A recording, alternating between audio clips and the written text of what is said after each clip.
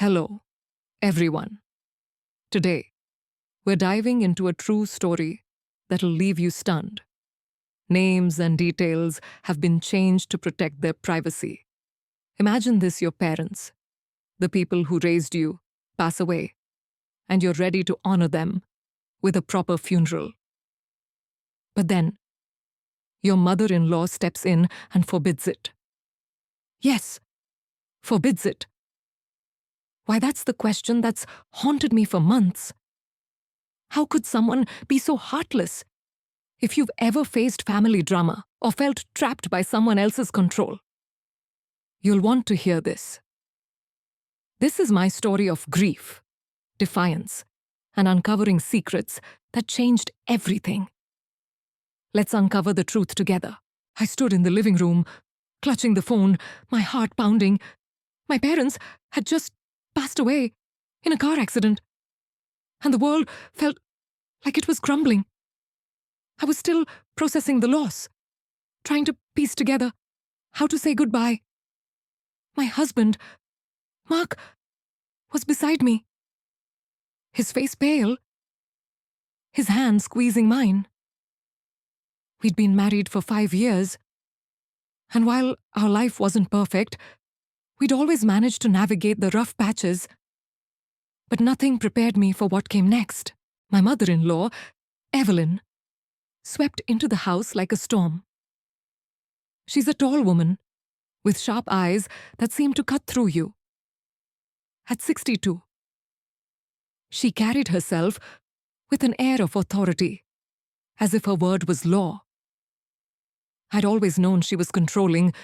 She'd dictate holiday plans, critique my cooking, even tell Mark how to manage our finances. But I'd learned to bite my tongue. After all, she was his mother. I wanted peace. But that day, peace was the last thing she brought. "Sarah," she said, her voice cold, "there will be no funeral for your parents." I blinked. Sure, I'd misheard. "Excuse me," I managed, my voice shaking. She folded her arms, her lips a tight line. "You heard me. It's unnecessary. A waste of time and money. We're not doing it." I looked at Mark, expecting him to say something, anything. But he just stared at the floor. My chest tightened. This wasn't just a suggestion, it was an order. And it felt like a betrayal. I tried to reason with her. "Evelyn, they were my parents. They deserve a proper goodbye." She didn't flinch. "They're gone. Sarah, dragging this out won't change that. You need to move on. Move on. My parents had been my rock. My dad, with his quiet wisdom. My mom, with her endless warmth. The idea of not honoring them was unthinkable. I felt a surge of anger, but I swallowed it. I didn't want to explode. Not yet. I needed to understand why she was doing this. "Evelyn, why does this matter to you?" I asked, keeping my tone steady. She hesitated, just for a second, and I caught a flicker of something in her eyes, a guilt fear. But then it was gone, replaced by that same icy resolve. "It's for the best," she said, turning away. End of discussion. She walked out, leaving me standing there, my grief now tangled with rage. What gave her the right to control this? And why was Mark so silent? That night, I lay awake, replaying her words. A funeral wasn't just a ceremony. It was closure, a way to honor the people who'd shaped me. My parents weren't perfect, but they'd loved me fiercely. Dad used to take me fishing, teaching me patience with every cast. Mom would stay up late, helping me with school projects, her laughter filling the room. They deserved to be remembered. But Evelyn's refusal felt like a wall I couldn't climb. What was she hiding? Why was she so determined to erase this moment of grief? I turned to Mark, who was pretending to sleep, Why didn't you say anything?" I whispered. He sighed, his voice low. "She's my mom. Sarah. She's complicated. Just give her time." Time? I didn't have time. My parents were gone, and every day without a funeral felt like a betrayal of their memory. I knew then that this wasn't just about a ceremony. It was about power. Evelyn wanted control, and I was caught in the middle. But I wasn't going to let her win. Not this time. The days after Evelyn's bombshell were a blur of grief and frustration. I couldn't shake the image of her standing in our living room, decreeing no funeral for my parents, like she was some kind of queen. It wasn't just her words that stung, it was the way she said them. So final, so cold. I kept asking myself why did she care so much about stopping me from honoring my parents to understand?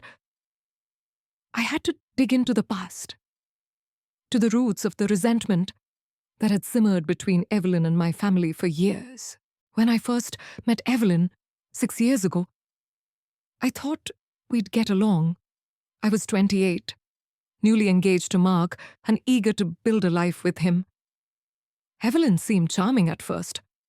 Warm smiles, homemade pies, stories about Mark's childhood. But the cracks showed quickly. She'd make little jabs about my job as a graphic designer, calling it cute but not serious. She'd question my cooking, my clothes, even how I spoke. I brushed it off, thinking she was just protective of her only son. Mark warned me she was set in her ways. But I didn't realize how deep her need for control ran. My parents, on the other hand, were the opposite. Mom was a school teacher, always encouraging, always listening. Dad ran a small hardware store, the kind of guy who'd give you the shirt off his back. They welcomed Mark with open arms, treating him like their own. But Evelyn never warmed to them. At our wedding, she barely spoke to my parents, her face tight whenever they approached. I chalked it up to nerves. But looking back, it was more than that. There was a coldness, a distance I couldn't explain. The real tension started a year into our marriage. My parents invited us for Thanksgiving, wanting to blend our families. Evelyn refused to come, claiming she was too busy. When I pressed Mark, he admitted she thought my parents were beneath her. Beneath her? My parents weren't rich, but they were kind, hard-working people. Evelyn, with her big house and fancy dinners, seemed to think she was above us. It hurt, but I let it go for Mark's sake. I didn't want to start a war. Over time, the slights piled up. Evelyn would forget to invite my parents to family events. She'd make snide comments about their simple lifestyle. Once, at a Christmas party, she told a guest my mum was just a teacher, as if it was something to be ashamed of. My parents never said a word, they were too gracious. But I saw the pain in their eyes.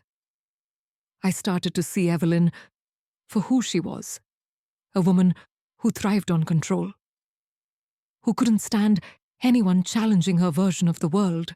Now, with my parents gone, her refusal to allow their funeral felt like the final blow in a long war I hadn't wanted to fight. I sat at our kitchen table, staring at a photo of Mom and Dad, their smiles frozen in time. I remembered how they'd dance in the living room, laughing like teenagers. How could I let Evelyn erase them? But I also knew she wasn't acting out of nowhere. There was something deeper, something she wasn't saying. I could feel it in that flicker of guilt I'd seen in her eyes. I turned to Mark, who was sipping coffee. avoiding my gaze. "Did your mom ever tell you why she disliked my parents so much?" I asked. He shrugged, but his shoulders tensed. "She's just particular. You know how she is." I didn't buy it. Mark was hiding something. Or maybe he didn't want to face the truth. I needed answers, but I wasn't sure where to start. Was it pride? Jealousy? Or something darker?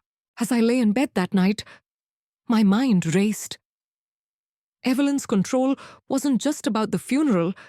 It was about keeping me in line, about proving she was in charge.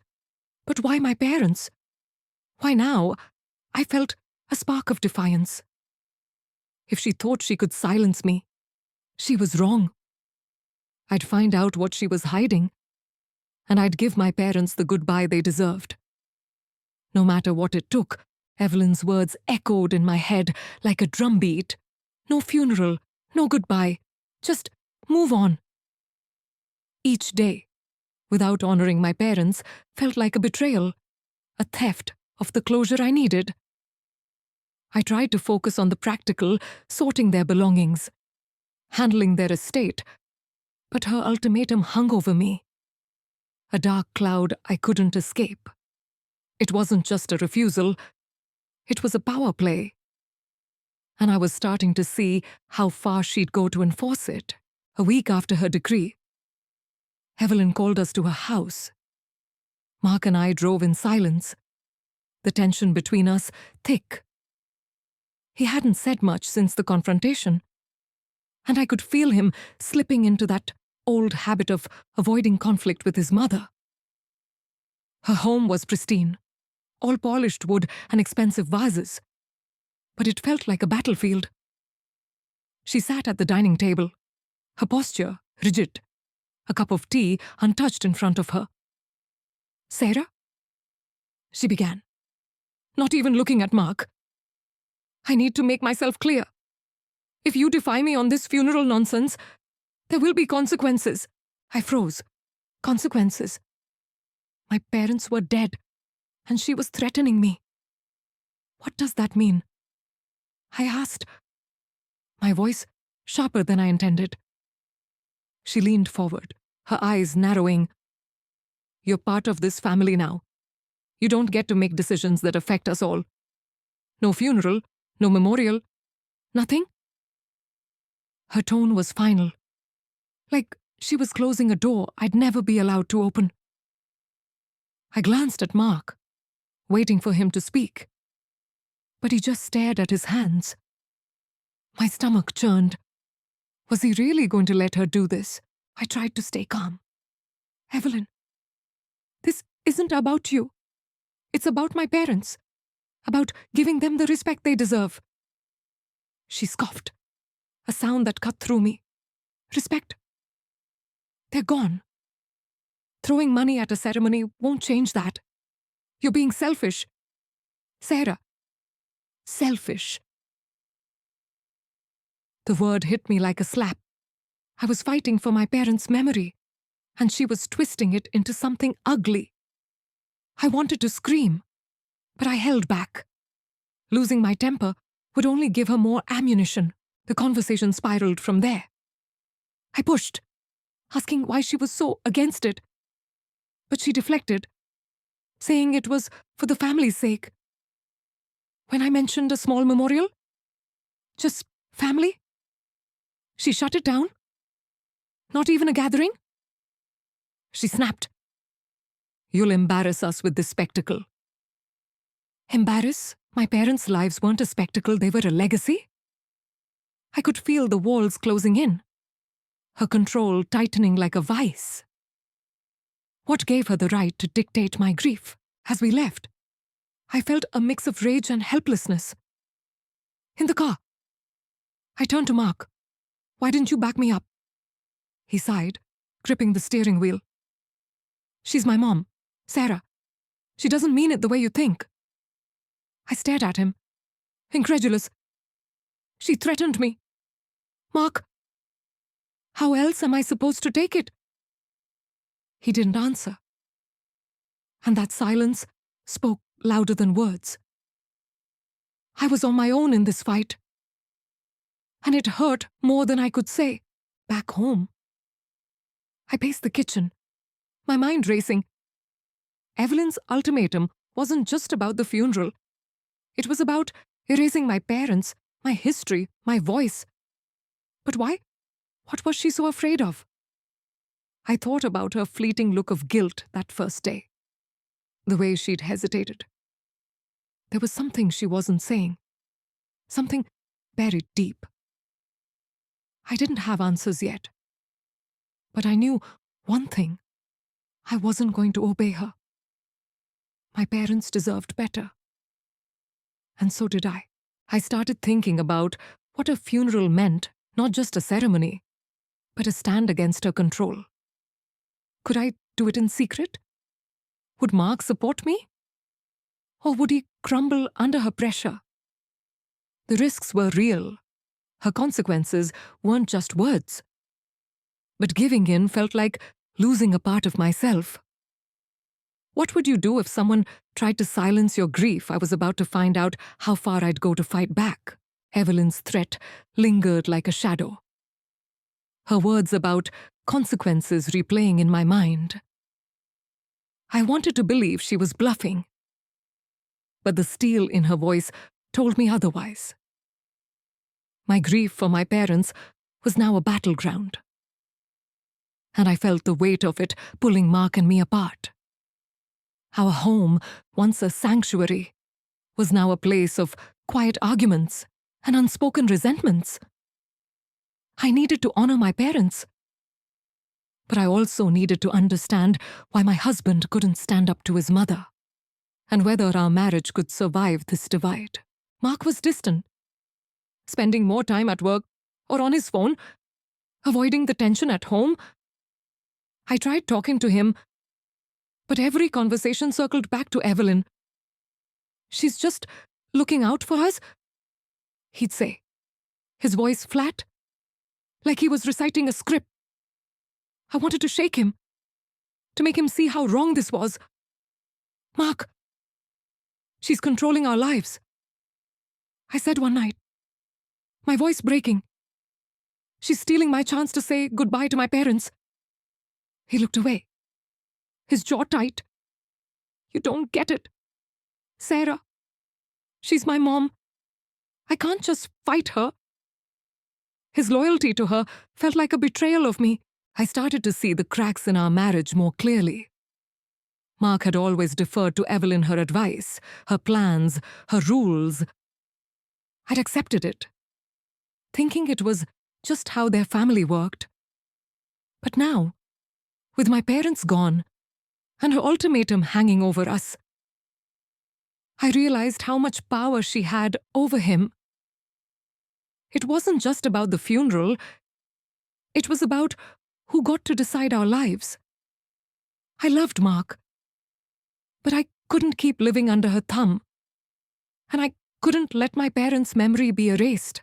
The more I thought about it, the angrier I got.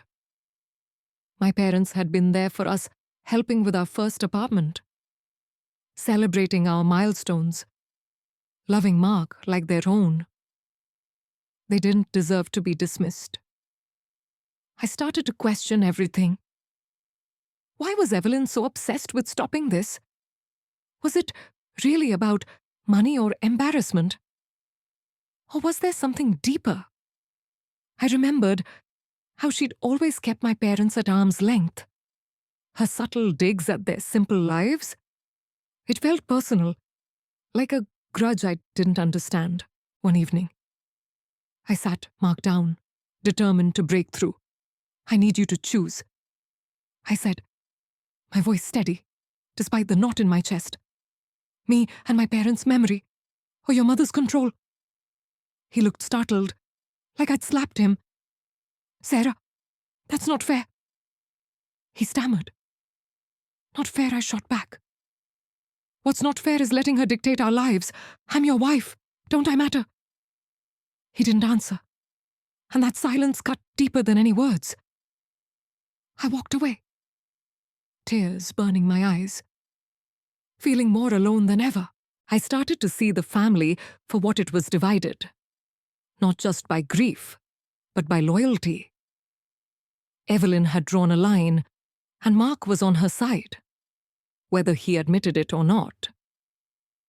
I thought about my parents, their laughter, their love, and how they'd always taught me to stand up for what was right. Giving in to Evelyn would be like betraying them all over again.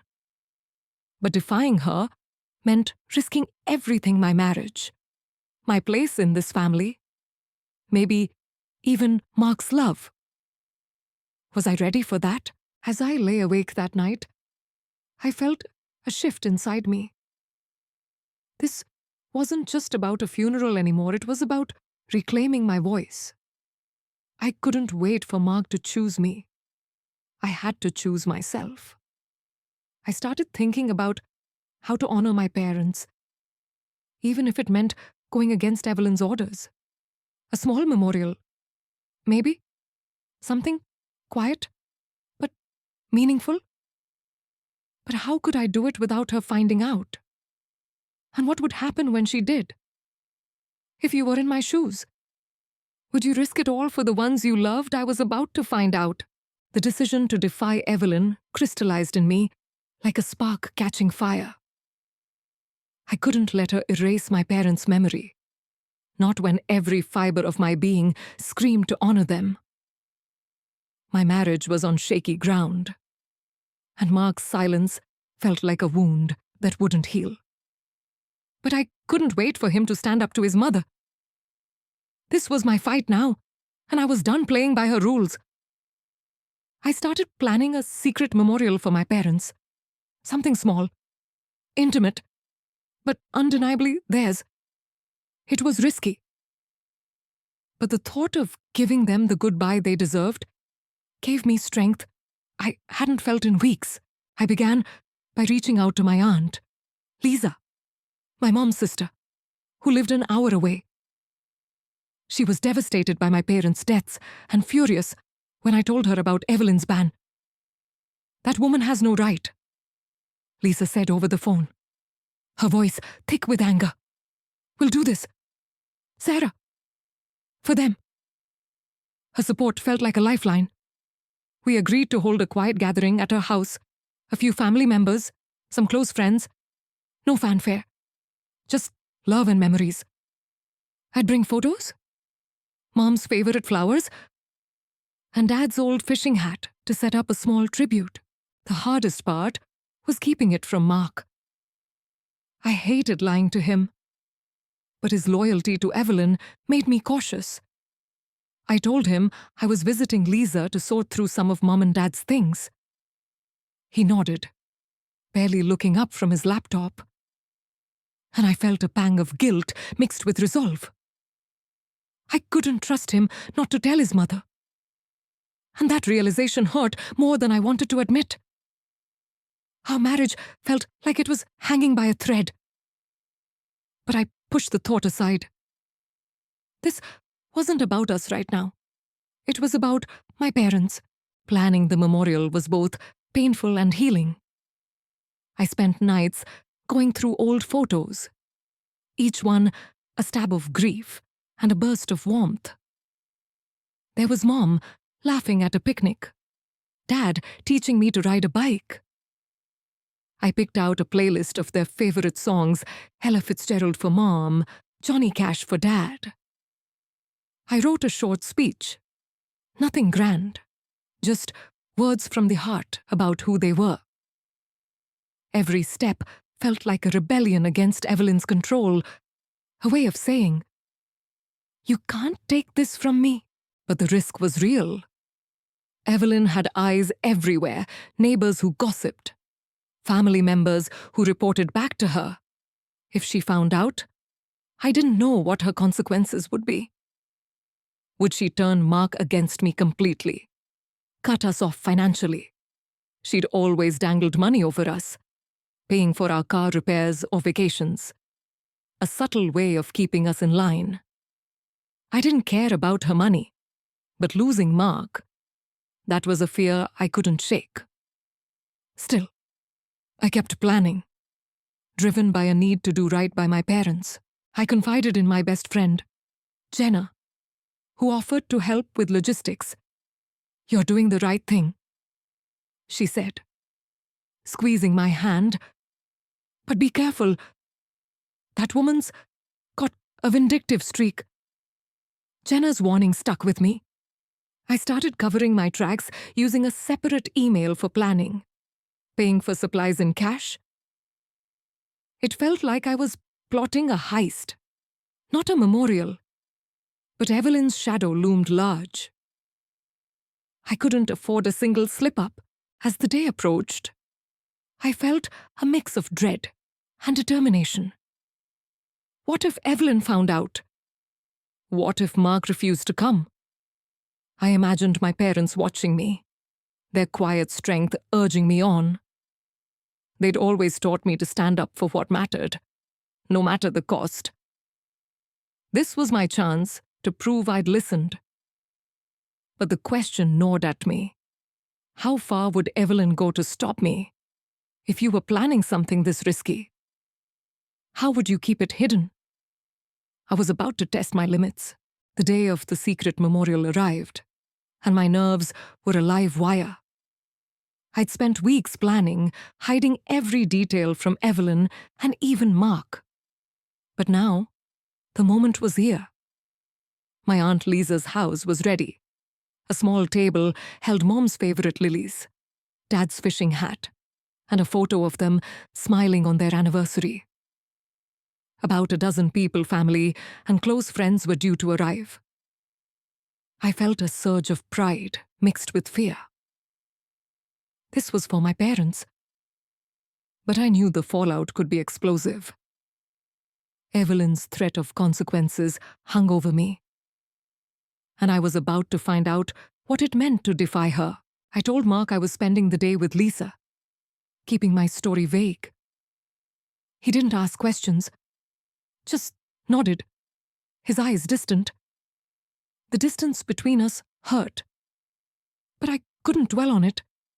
I drove to Lisa's, my heart pounding with every mile. The gathering started quietly. Soft music, warm hugs, shared stories about my parents. I spoke briefly, my voice catching, as I described Mom's kindness and Dad's quiet humor.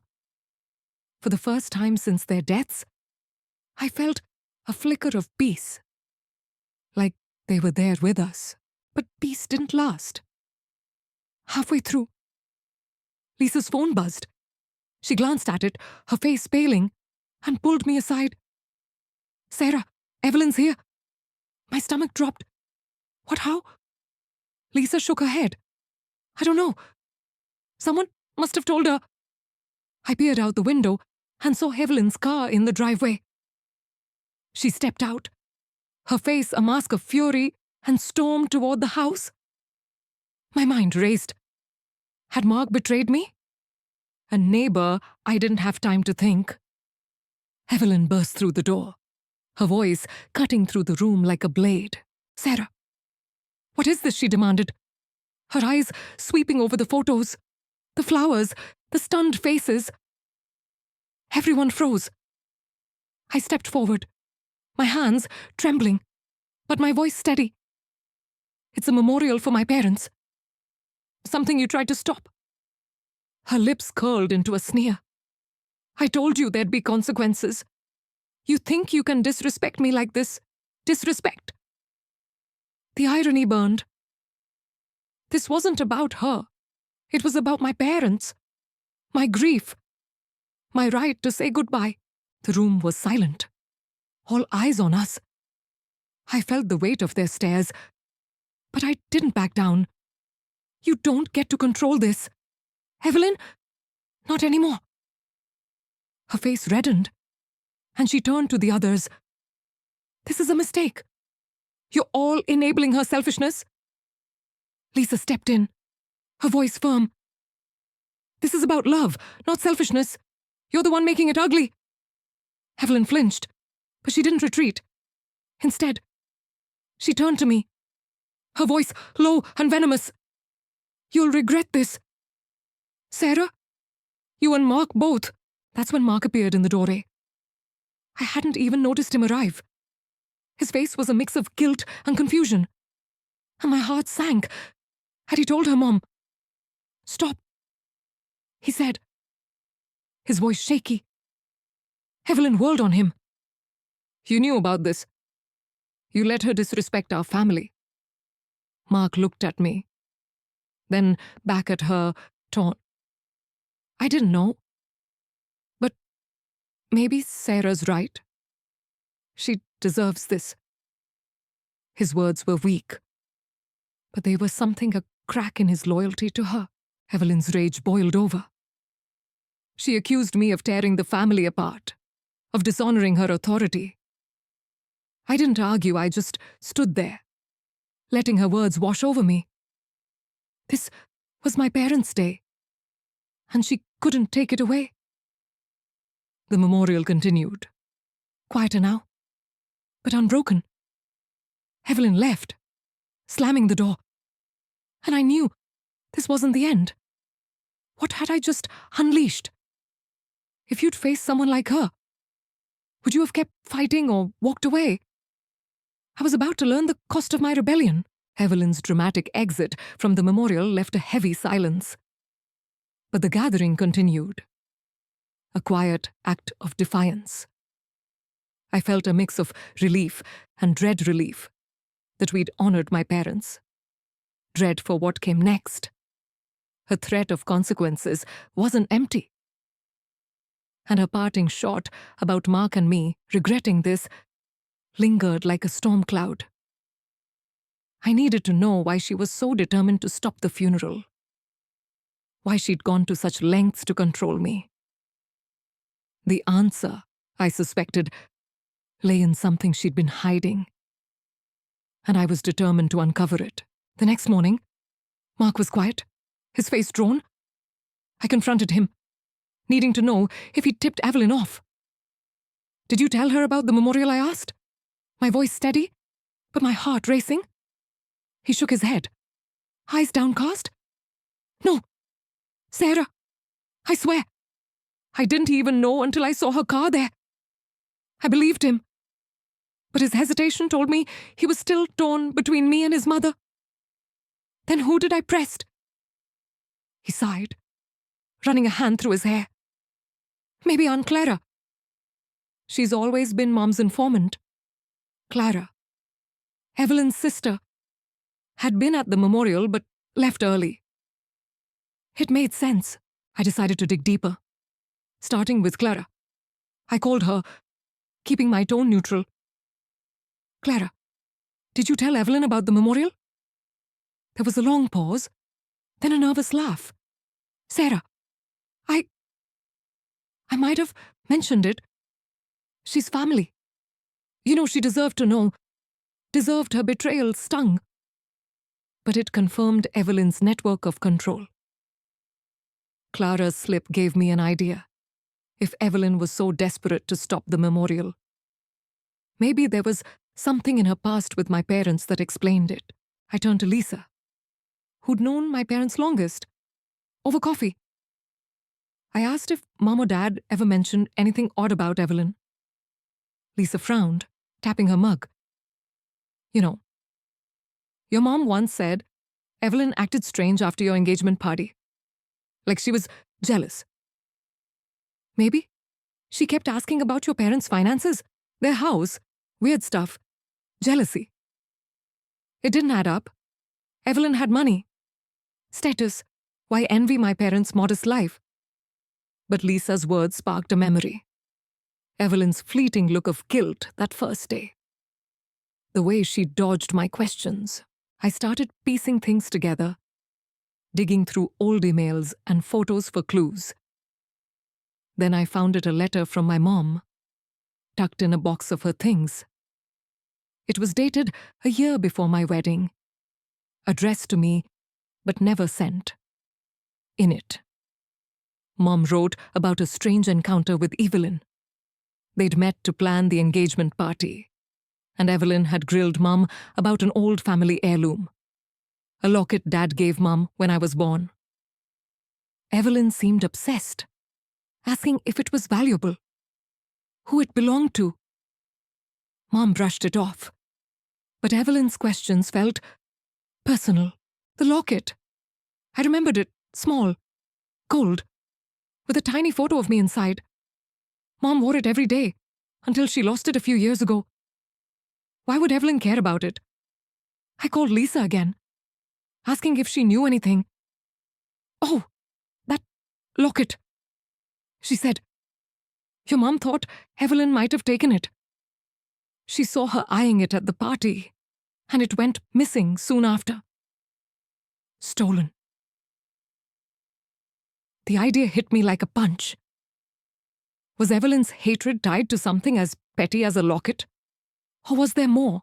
I confronted Mark with the letter, watching his reaction. Did your mom ever mention a locket? I asked. His face paled, and he looked away. She collects old jewelry. She's weird about it. Weird enough to steal to hold a grudge for years. I didn't have proof. But the pieces were falling into place. Evelyn's control. Her vendetta. It wasn't just about the funeral. It was personal. Rooted in something she'd hidden for years. What secrets was she guarding? If you were uncovering a truth this tangled, would you keep digging or let it go? I had to know. The revelation about the locket lit a fire in me. Evelyn's obsession with it, her vendetta against my parents, it all pointed to a truth she'd buried. I couldn't let it go. Not after the memorial. Not after everything she'd done to control me. My parents deserved justice, and I deserved answers. But confronting Evelyn again risked everything: my marriage, my place in the family. Still, I knew this was the moment to face her, to end this war and find closure. Not just for me, but for the memory of my parents. I asked Mark to arrange a meeting at Evelyn's house. He was reluctant, his face tight with worry. But he agreed. When we arrived, Evelyn sat in her pristine living room, her posture rigid, her eyes cold. I didn't waste time. Evelyn, why did you care so much about my mom's locket? I asked, holding up a photo of it from an old family album. Her face twitched, a crack in her armor, but she recovered quickly. I don't know what you're talking about, she said, her voice sharp. But I saw the fear in her eyes. The same guilt I'd caught before. I pressed harder, laying out what I'd learned: Mum's letter, Lisa's story, the locket's disappearance. Did you take it? I asked. Is that why you hated them? Why you tried to erase their memory? Evelyn's lips trembled. And for the first time, she looked small, cornered. Mark shifted beside me, his silence deafening. Finally, she spoke, her voice low. It wasn't about the locket itself. It was what it represented. What it represented? I leaned forward, heart pounding. As she continued, Evelyn admitted she'd envied my parents, not their money, but their love, their closeness. She'd grown up in a cold, wealthy family, where status trumped affection. When she saw my parents bond, their joy, it stung. The locket, a simple gift from Dad to Mom, symbolized everything she lacked. She'd taken it in a moment of spite, hoping to hurt them, to feel some control. But the guilt ate at her. And when my parents died, she saw the funeral as a chance to bury her shame, to keep her secret safe. Her confession stunned me.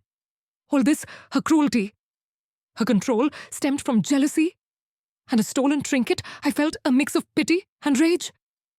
You tried to stop their funeral over your guilt? I asked, my voice shaking.